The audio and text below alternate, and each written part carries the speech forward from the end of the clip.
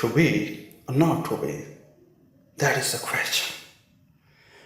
Whether it is nobler in the mind to suffer the slings and arrows of outrageous fortune, or to take arms against a sea of troubles and by opposing end them. To die, to sleep, no more.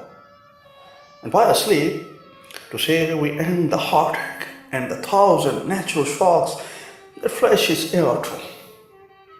It is a consummation doubtfully to be wished. To die, to sleep, perchance to dream, there is the rub.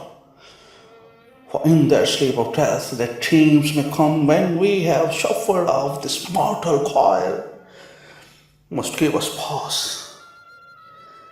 There's a respect that makes calamity of so long life.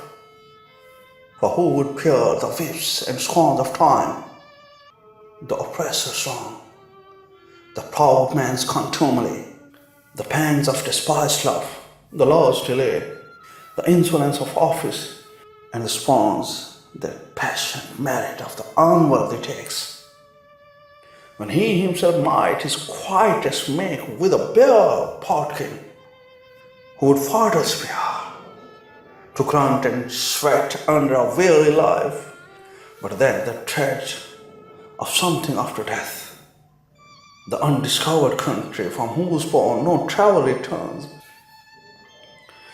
puzzles the will and makes us rather bear those ills we have than fly to others that we know not of.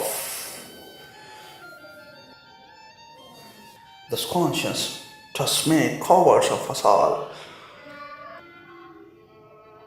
and thus a native hue of resolution is secreted over with the pale cost of thought and enterprises of great pith and moment. With this regard, their crowns turn awry and lose the name of action.